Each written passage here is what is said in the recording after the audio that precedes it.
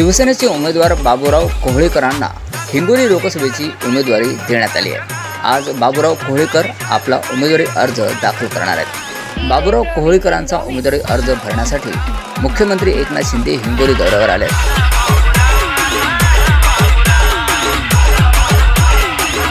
हिंगोली शहरातील गांधी चौक येथे मुख्यमंत्री एकनाथ शिंदे यांच्या उपस्थितीत महायुतीकडून जोरदार शक्ती प्रदर्शन करण्यात आलं।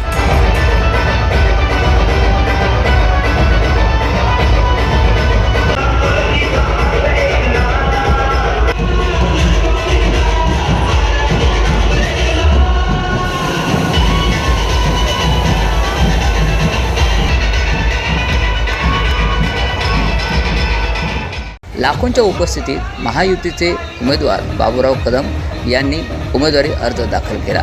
यावेळी राज्याचे मुख्यमंत्री एकनाथ शिंदे यांची उपस्थिती, त्याचबरोबर आमदार संतोष बांगर, आमदार तानाजी मुटकुळे, माजी आमदार गजानन घोईये, माजी खासदार शिवाजीराव माने, माजी आमदार रामराव वडकुते, भाजपा जिल्हाध्यक्ष फुलाजी शिंदे, राष्ट्रवादी जिल्हाध्यक्ष बी.डी. बांगर, युवासेना जिल्हा प्रमुख राम कदम, सभापती श्रीराम बांगर यांच्यासह लाखोंच्या संख्येने शिवसेना महायुतीचे पदाधिकारी कार्यकर्ते उपस्थित होते। लग्न एका बरोबर, संसार दुसऱ्या बरोबर, पुढचं मी काय बोलत नाही, असं कसं सहन होणार? या महाराष्ट्रातली जनता हे कदापि सहन करू शकत।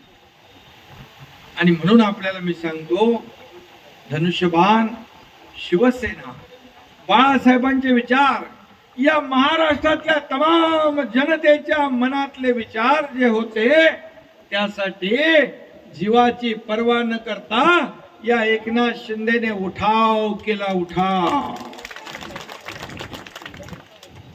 आणि इथं संतोष आहे, माझे भारतीय जनता पक्षाचे देखील आमदार, या सगळ्यांनी संतोष खांद्याला खांदा लावून होता आणि आम्ही तिकडे होतो। हे सगळे आमदार इकडून काम करत होते, त्यांना पुढच्या टायमाला घेऊन येतो। आणि म्हणून आज मी पाहतोय की बाबूराव हा मागच्या विधानसभेत आमदार झाला असता, परंतु त्याला तिकीट द्यावं म्हणून मी प्रयत्न केला। बाबूराव, तू साक्षीदार आहेस, कारण बोलो हे सर्वसामान्य माणूस आहे, म्हणाले कसं खर्च करणार, तो कसं प्रचार करणार, त्याच्याकडे किती पैसे आहेत? अरे मी बोललो त्याची जबाबदारी मी घेतो, काय काळजी करू नका। तरी त्याचा तिकीट कापला आणि अधिकृत उमेदवारापेक्षा जास्तीची मतं त्यांनी घेतली, त्यांनी त्याचं कर्तृत्व दाखवलं, तुम्ही त्याच्या मागे उभं राहिले। सरसेनापती बाळासाहेब ठाकरे यांची शिवसेना धुळीत मिसळवली ज्या लोकांनी, त्या लोकांचा जो उमेदवार, उभाटा गटाचा जो उमेदवार आहे,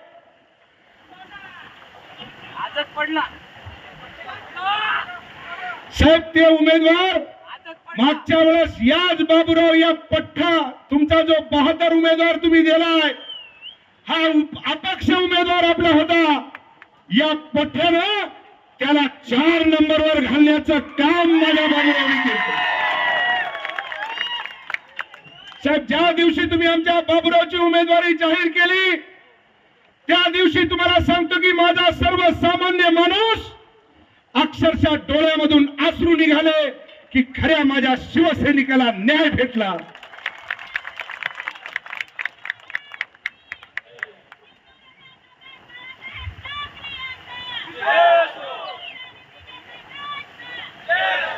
साहेब, ज्या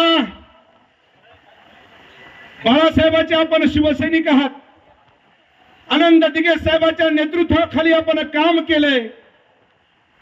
साहेब, मी मागच्या वेळेस आणि या वेळेसही सुद्धा तुम्हाला सांगतो, मागच्या वेळेसही जे खासदार आपले हेमंतभाऊ पाटील होते साहेब, त्यावेळेसही त्यांची उमेदवारी तुम्हीच जाहीर केली होती आणि मोठ्या मताधिक्याने माझ्या या हिंगोली लोकसभेच्या 72 माझ्या महायुतीच्या कार्यकर्त्यांनी 2,75,000 मतांनी निवडून दिलं साहेब। आणि यावेळेस सुद्धा साहेब आपण आमच्या राजश्रीताई पाटीलला वाशिम यवतमाळची जबाबदारी या ठिकाणी दिलेली आहे।